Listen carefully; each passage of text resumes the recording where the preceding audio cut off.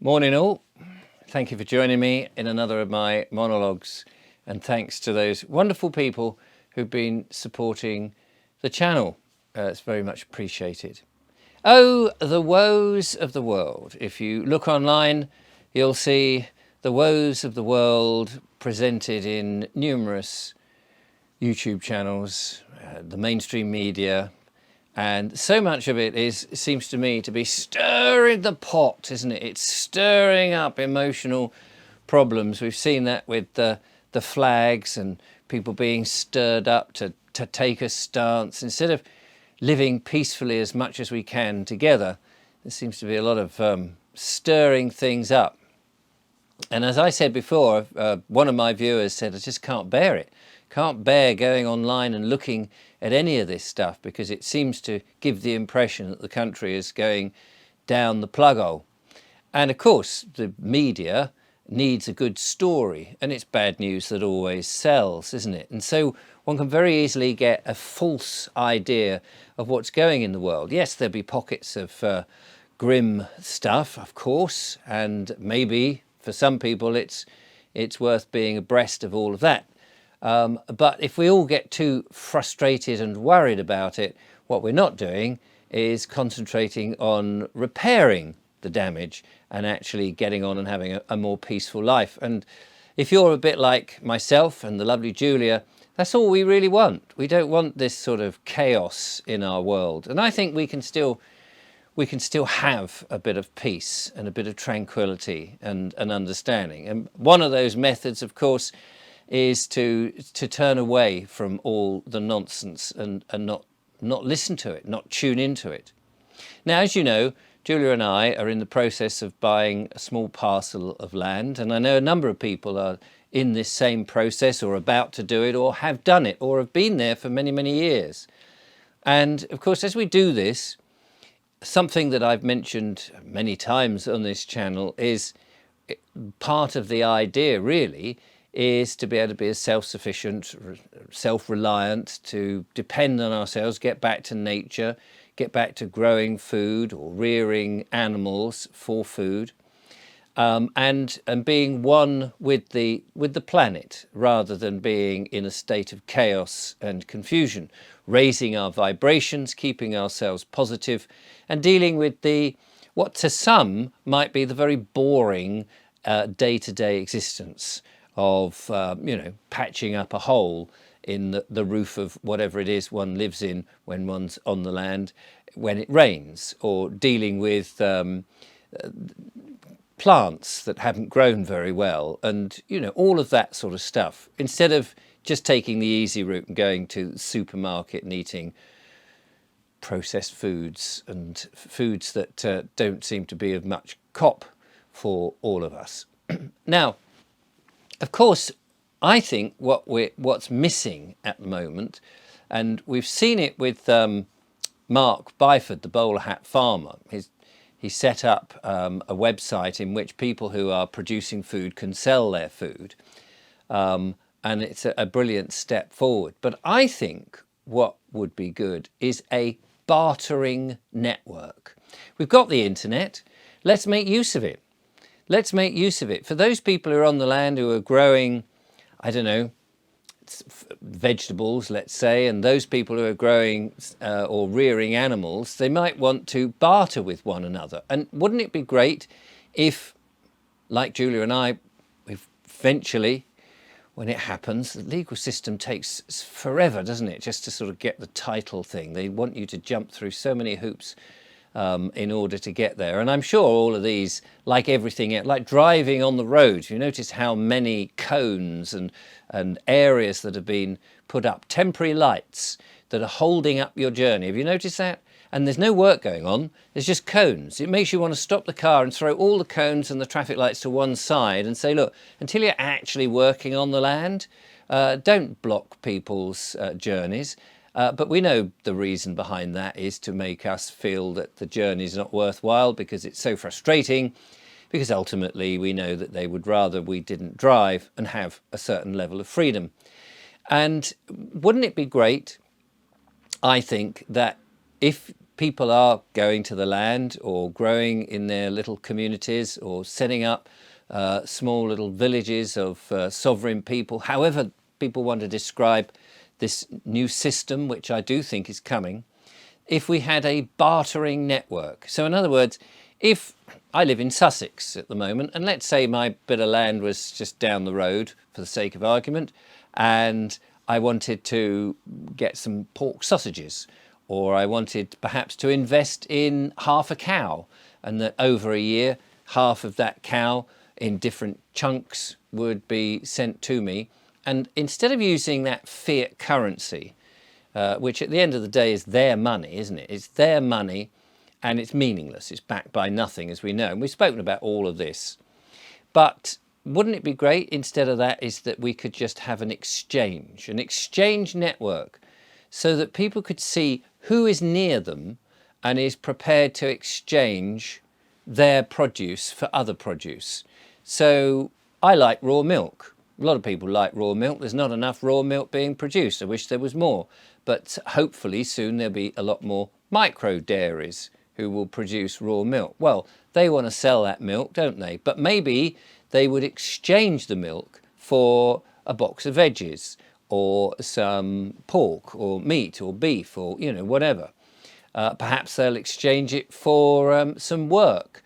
If, say, you had too many trees, or the trees were grown to the point where the boughs needed taking down, or you needed some help to put up some small buildings on the land, or you needed just some assistance during the harvest to get stuff, or you wanted to buy seeds.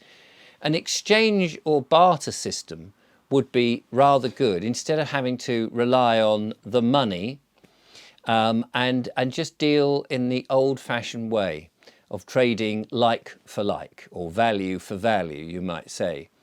So it would be good. Now, I don't know if there's a web developer out there somewhere who thinks, well, actually, this is a brilliant idea. In the same way that the bowler hat farmer has set up his website about who's got food and who wants to sell it for money, or maybe this would be an extension of that. I don't know, I haven't spoken to him. But a barter system, a barter network, so that you could keep in touch with other people, like-minded people, and share not just your produce, but also ideas or your physical help. Because a lot of people, I think, have this concept of you go back to the land and you set up a village. Well, that's not so easy. You can see that we've tried that in various forms, and people have fallen out, and people have bought into a system and invested, and then, hang on a minute, I put more money in than you did, and I want you to do my ideas, and this sort of thing can fall apart. There is a little community of people who have invested in that relatively close to us, and it does seem that they are operating a farming by committee system. And while it sort of is kind of working, it's not for me. I didn't want to get involved with that. And I think a lot of people do want to be able to do things their way and experiment and try things and see what fails, take advice, try again, and find the satisfaction from, once you've failed 2 or 3 times, of actually conquering something and getting it going. You say, now I really know how to grow this, or I know how to rear this. After all the mistakes I made, there's that sense of achievement. And you get that very much by being on your own, or with your partner, or a very small group. But you can't do everything. John Seymour wrote in the 1970s about self-sufficiency. And he took a house in Norfolk, and he, his wife, and his, I think it's his daughter, they set about trying to be as self-sufficient, absolutely, utterly, from everything. And in the end, he realised he couldn't do it. What he needed was other people to do some of the work, but not necessarily on his little patch of land, on his farm, but on other farms. And he came to the conclusion that if he was able to, he had some cows, well, he could sell his beef or exchange his beef with somebody else who was doing pigs. It meant that he didn't have to do the pigs, and the other guy or family or whatever didn't have to do the cows, and somebody else could do more, concentrate on veggies or other things. Or, a blacksmith, for example, could make tools. so that you didn't have to rely on some of these rather bland tools from some of the big corporations. And many of us want to move away from giving our money, our hard-earned money, if you can call fiat currency money, which of course is just currency, to these big corporations who are steadily capturing everything and wrapping it up in this fake world where the money disappears to who knows where, big billionaires, rather than to the people who are really working. And so the more that we could get out of that system, and I think a bartering system would be great if we knew who was local to us, or if you had a system where you could send like frozen milk or frozen meat or even vegetables on a box scheme to various peoples at different distances. How brilliant would that be? It would certainly be one in the eye to these big corporations who are all the time trying to make life as convenient as possible, but with that convenience comes, well, not necessarily good things. You know, cheap food, stuff from other places, not very tasty, full of artificial chemicals. And of course, you know, the ultimate goal is to get us to eat mealworms and all those nasty things. And many of us don't want that. Many of us want to be connected to the land, back on nature. But of course, I appreciate there's lots of people who don't want to, or haven't got the money, or have no desire to be stuck in a field trying to grow things. But they would be fascinated by that process and would want to perhaps purchase in one way or another, whether that's offering a service or in some cases maybe silver or gold or precious metals or a bit of fiat currency if other people can provide the service for them. So I think it would be nice, and I'm just throwing it out there as I think, as somebody who will eventually be on the land. As I say, it's taken so bleeding long, but when we're on there, a bartering system to know who's looking for what, because if you've got a bit of land and you think, actually, I could grow that. I could grow some wheat, a small amount of wheat, and make some bread. May only make, I don't know, half a dozen loaves, but if there's somebody over there that says, well, I would like some homemade bread, or I could mill the flour. I've got a little milling machine. I could mill the flour and turn myself to be a miller if I knew that there was enough people who could provide the wheat. And same with perhaps brewers. You know, micro breweries is a thing. And maybe if there are a number of people who said, well, I've got a little bit of land, perhaps a quarter of an acre, I could grow enough barley, and that could be used to mill the flour or the barley to make the beer, and so on and so forth. And so that we have a network, an independent network from the big corporations and big government. Wouldn't that be lovely? I don't know. It's just an idea. I thought I'd put it out there. There may be somebody who goes, that's exactly what we want, or I've got a variation on that, or I've already working on that.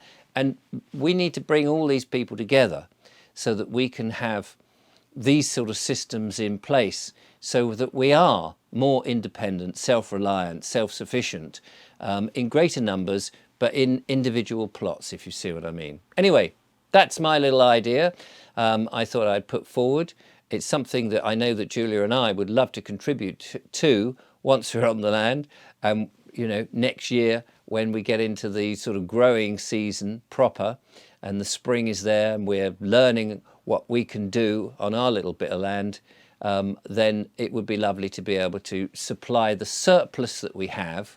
Obviously, we want to have enough for ourselves, but the surplus could be offered to others. It's a bit, in a way, if you go back to the old Anglo-Saxons, when they came in, the Romans had been here, they set up their cities and their big towns, and the Anglo-Saxons thought, I don't want any of that. They were farmers, they were small communities, they got on with their little homesteads and they grew what they grew, and the surplus they bartered and sold to one another. And it seems to me an absolutely perfect system. And why don't we go back to that? Anyway, there we are. That's my offering of the day. I hope you enjoyed it. Thank you so much for watching, keeping the channel going. Till next time, bye-bye.